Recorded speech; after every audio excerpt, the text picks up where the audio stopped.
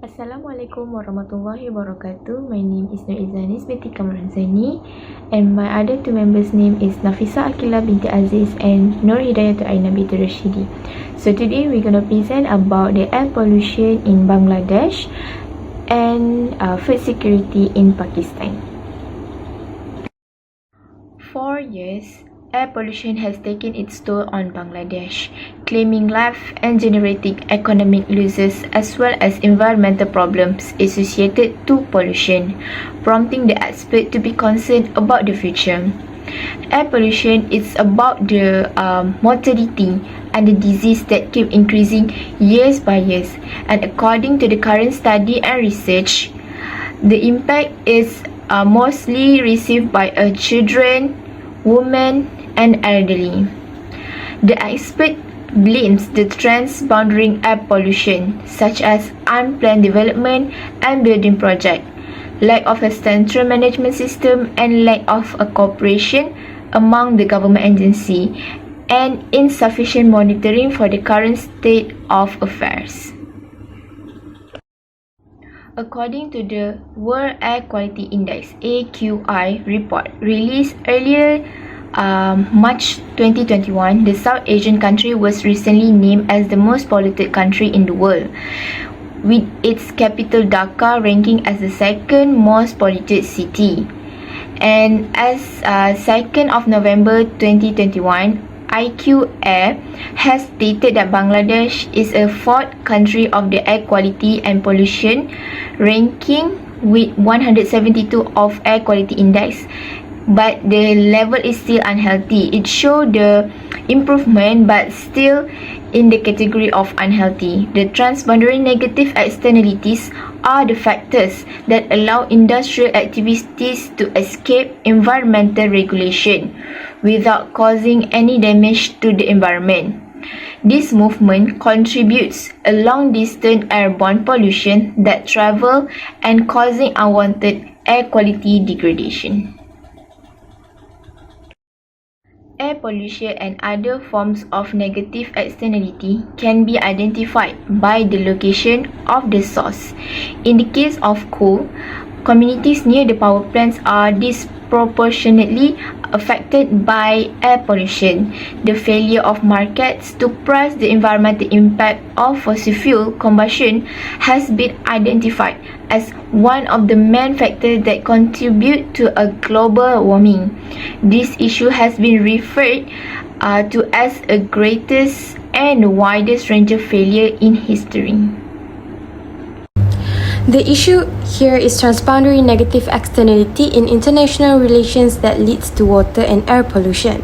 Environmental pollution spill over across countries and sectors due to greenhouse gas emissions and liquid effluents is still a popular issue in environmental economics.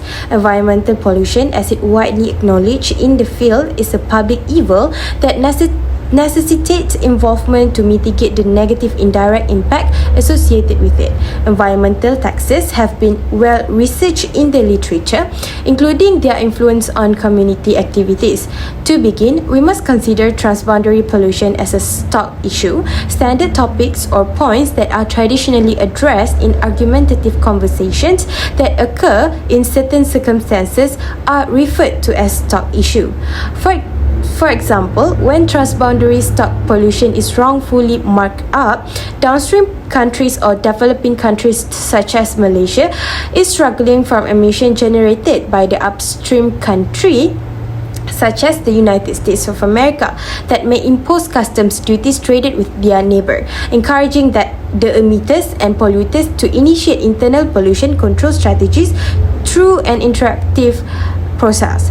The motive is to discipline the polluter arises from the reality that the upstream country affects itself by polluting downstream, which supplies an essential intermediate good needed upstream. When compared to other measured environmental pollutants, particulate matter (PM) is the air pollutant that is most hazardous to public health and the environment in especially Dhaka, Bangladesh. Bangladesh government has been attempting to limit the PM emission from man-made sources in recent years. In Dhaka, tiny particles with a diameter range of less than 2.2 meter account for 30 to 50% of the PM10 mass depending on location.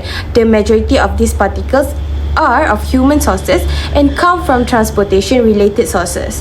However, due to a combination of weather condition, long-range travel during the winter, and local sources, PM levels in Bangladesh remain significantly higher than the Bangladesh National Ambient Air Quality Standard.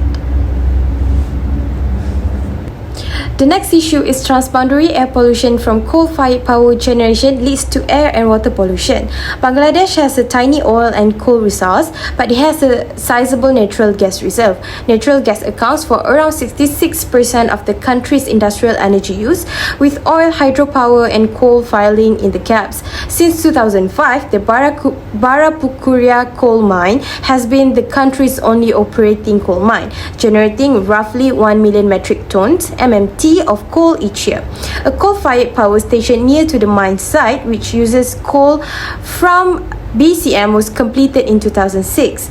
The plant's production was 250 megawatt before it was upgraded to 275 megawatt in 2017. However, owing to the management issues, this factory has been closed since July of 2018. Coal mining and combustion have negative effects on the soil, subsoil and plants in the surrounding area, presenting a hazard to human health and the environment.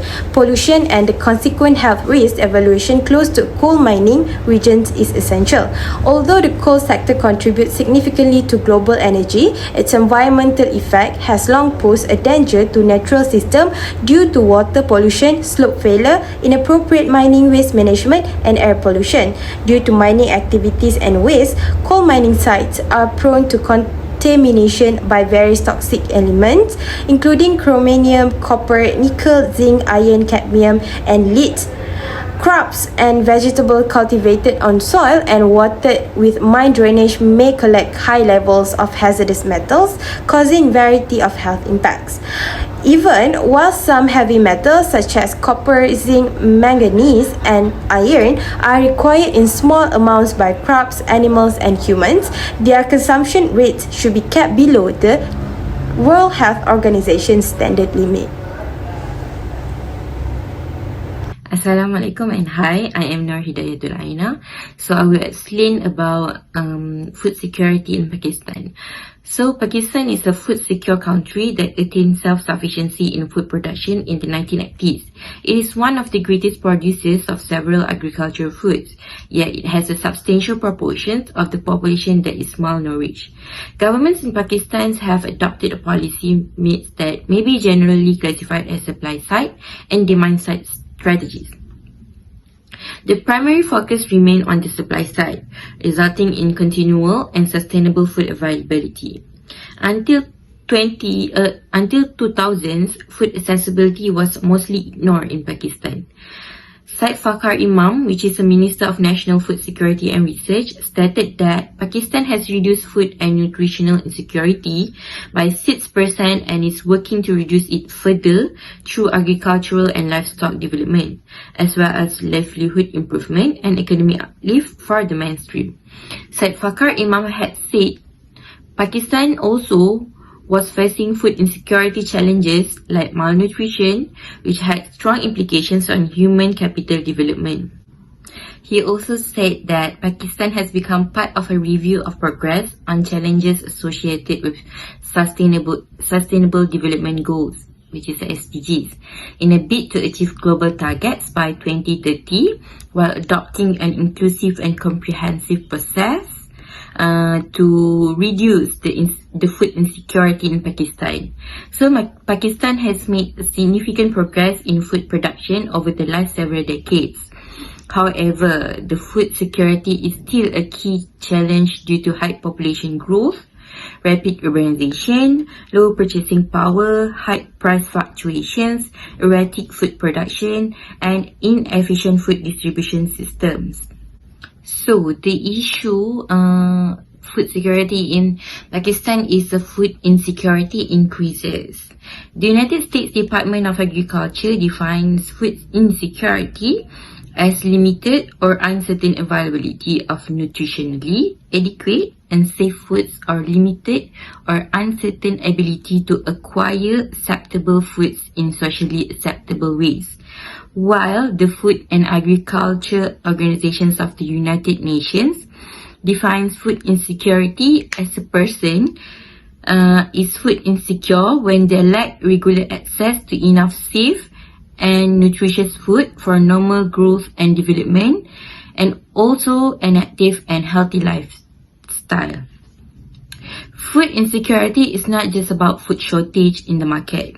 It also signifies the absence of sufficient money to buy food, let alone nutritious, wholesome food.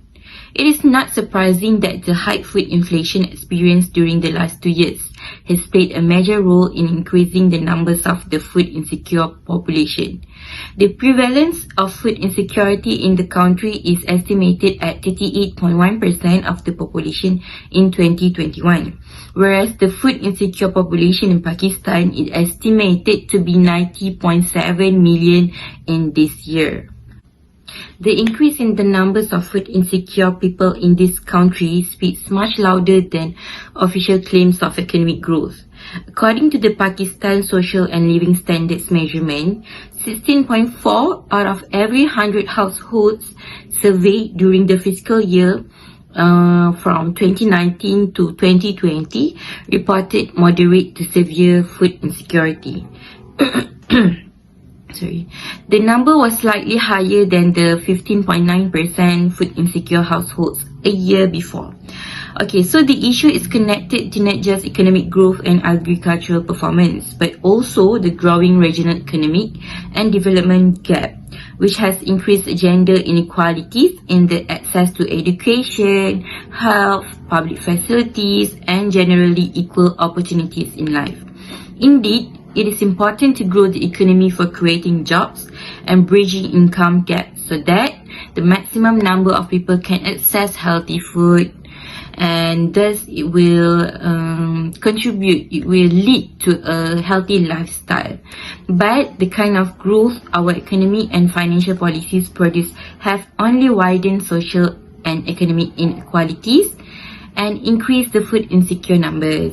With the budget around the corner, there is an opportunity for the government to tweak its policies for slightly more equitable economic growth and wealth distribution.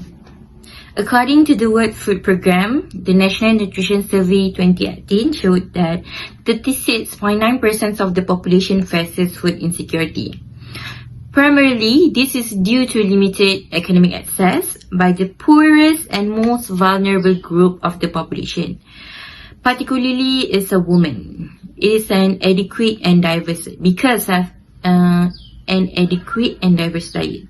Okay, so the survey also showed that the second highest rate of malnutrition in the region, with 18% of children, which is under 5, suffer from acute malnutrition, and around 40% of the children in the same age group are stunted and 29% are underweight. All complementary feeding indicators are far below acceptable levels. Only 1 in 7 children aged 6 to 23 months receive a meal with minimum dietary diversity, with at least 4 different food groups, and around 82% children are deprived of the minimum number of the meals per day. So, an average Pakistani household spends 50.8% of money income on food. So, this makes them particularly vulnerable to shocks, including high food prices. So, it might be an impact of climate change and population displacements exacerbate the situation. Next, I will explain the upstream intervention of the air pollution in Bangladesh. Political science has developed theoretical work on the various complications of negative externalities. However, empirical research on these issues is limited. For some example, ozone depletion, the global externalities are considered global. The frustration with air quality may lead to the public pressure on the governments to improve. This could encourage the renewal of international climate-related cooperation. Many organizations, including BAPA, Bangladesh Poribesh Dushan Andolon, Bangladesh Environmental Improvement Organization, and BES, which is Bangladesh Environmental Society, are working hard individually or in a collaboration to address air quality issue by holding seminars, holding rallies, writing papers, raising awareness about the air pollution, and conducting the research on how to reduce air pollution.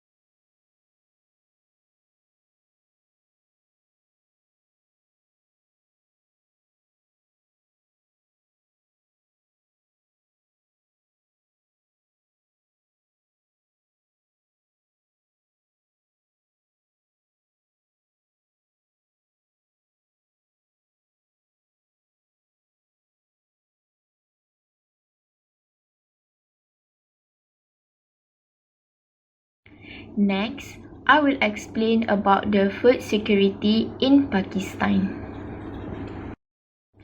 Pakistan is a food secure country that attained self-sufficiency in food production in 1980. It is one of the greater producers of several agricultural goods, yet it has a substantial proportion of the population that is malnourished, which is 22%. Governments in Pakistan have adopted a policy mix that may be generally classified as a supply side and a demand side strategies. The primary focus remained on the supply side, resulting in continual and sustainable food availability. Until the 2000s, food accessibility was mostly ignored. Syed Fakar Imam, Minister of National Food Security and Research, had stated that Pakistan has reduced food and nutritional insecurity by 6% and is working to reduce it further through agriculture and livestock development, as well as livelihood improvement and economic uplift for the mainstream. Next is the upstream intervention of food security in Pakistan. Addressing the 8th Organization of Islamic Cooperation (OIC) Ministerial Conference of Food Security and Agriculture Development, Imam stated that Pakistan has prioritized food security and declared food security to be a national security issue by putting the food security at the top of its national security agenda.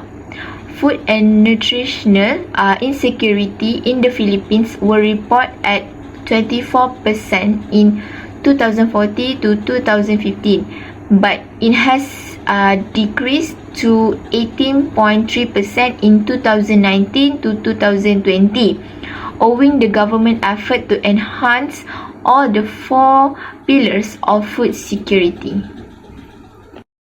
Dr. Ismail Kumbar stated that the university is devoted to interacting with national and international organizations for agriculture, climate change, food security and sustainable agriculture, as well as striving to improve the quality of higher education.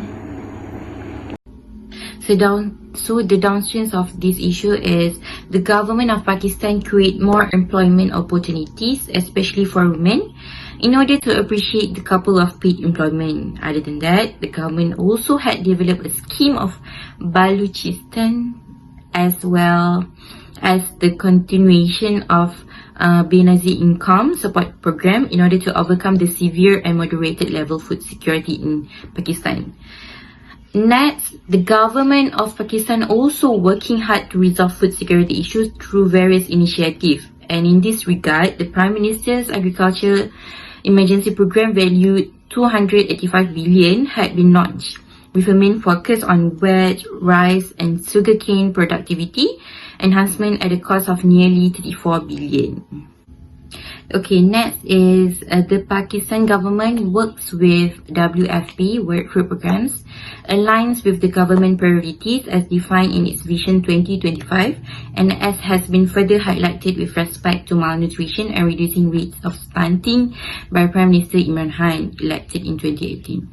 WFP supports government-led efforts to improve food and nutrition security among vulnerable communities in response to the effects of recurring human and climatic events, which work with communities in the most hazard-prone parts of the country to build resilience, to address malnutrition, and create an enabling environment for women to achieve social and economic equality. The government of Pakistan also working hand in hand with WFP to build capacity at national and provincial levels to develop multi-sectorial policies and strategies fully aligned with the scaling up nutrition approach. Partner on research, which is the Partner on Research initiative in the areas of food security. Join in cash-based welfare programs and provide expertise on disaster risk reduction, healthy and emergency preparedness and response. So that's all from me. Thank you. The government of Bangladesh has been working to reduce the PM emissions by introducing lower sulfur fuel, improving the mobility of vehicles and introducing new technology which is still under consideration for brick production. It is concluded that there is also trailing effect of PM movement from northwest towards the southeast that affects Bangladesh. This transport happens mainly during the winter time when rainfall is minimal and wind speeds are low. However, it is not possible yet to quantify the transboundary transport. As a result, the local air pollution effect is increased.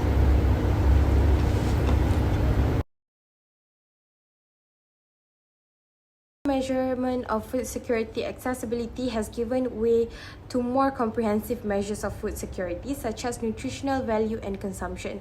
What components of food security research are being analyzed has a direct influence on the effectiveness of food security studies for situational analysis and decision. Using dynamic or more solid approaches to evaluate how food security evolves over time can improve the trustworthiness of food security information. The government and foreign organizations should pay greater attention to female-headed households and provide them with social security benefits, as the majority of them in Pakistan are poor and have no alternative work opportunities.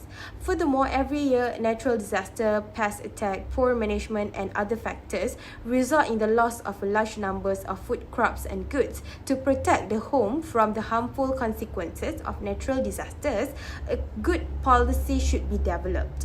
Crop insurance is a concept that should be established. Everyone wants to look at diversity in terms of food security in the future, as various cultures have diverse food habits and behaviors. Thank you for listening. Have a good day.